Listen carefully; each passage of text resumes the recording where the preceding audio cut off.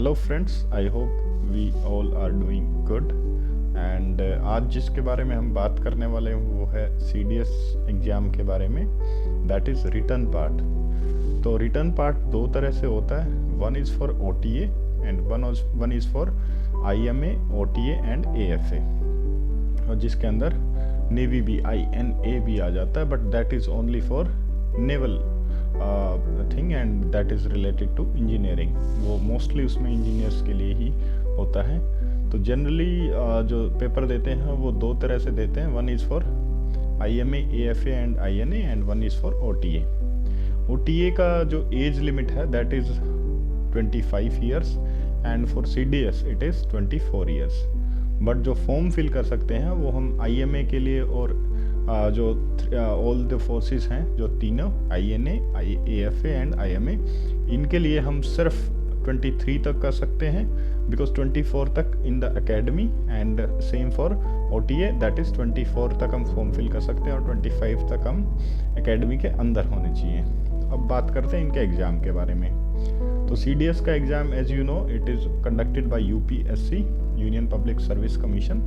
और इसके अगर हम बात करें IMA के लिए और AFA और INA, तो इसके लिए 3 एग्ज़ाम होते हैं। सेम डे पे आपका एग्ज़ाम होगा, और सबसे पहले जो एग्ज़ाम होता है मॉर्निंग में that will be of English. उसका वेटेज होती है सिंपली 120 क्वेश्चंस होते हैं और आपको 2 घंटे मिलते हैं। And talking about the next, तो वो दूसरा जो एग्ज़ाम होता है वो आपका GS का होता है, सेम उसमें 120 क्वेश्चंस और आपका 2 घंटे का होगा। और जो तीसरा पेपर होता है वो मैथमेटिक्स का होता है, that is only for IMA, AFA and INA। OTA वालों के लिए मैथ्स का पेपर नहीं होता है। तो अब बात करते हैं जनरली कट ऑफ कितनी जाती है। तो आप देखेंगे प्रीवियस ईयर की कट ऑफ, तो आप पाएंगे कि कभी 108, 107, 109 आपको IMA के लिए दिखाता है नेट पे, but that is not the correct one. अगर आप truly if you want IMA it is around 125 to 130। अगर if you have 130 plus then you can be sure about IMA।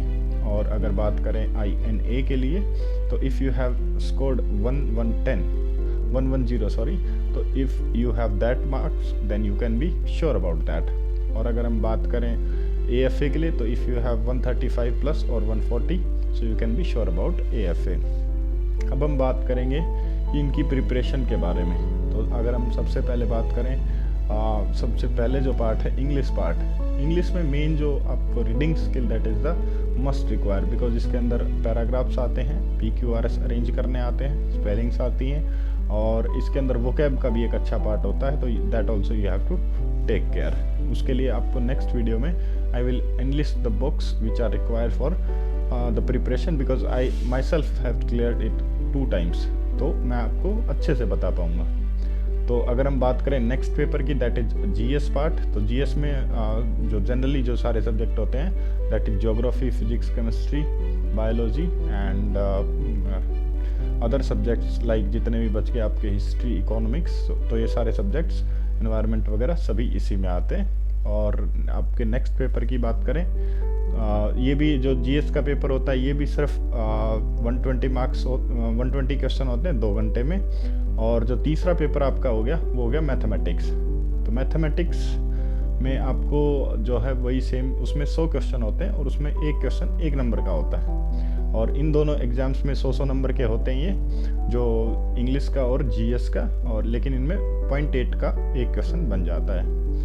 Negative marking इसमें 1/3 होती है, so that is quite higher than the SSC, but this year SSC also adopting the same, that is 0.3।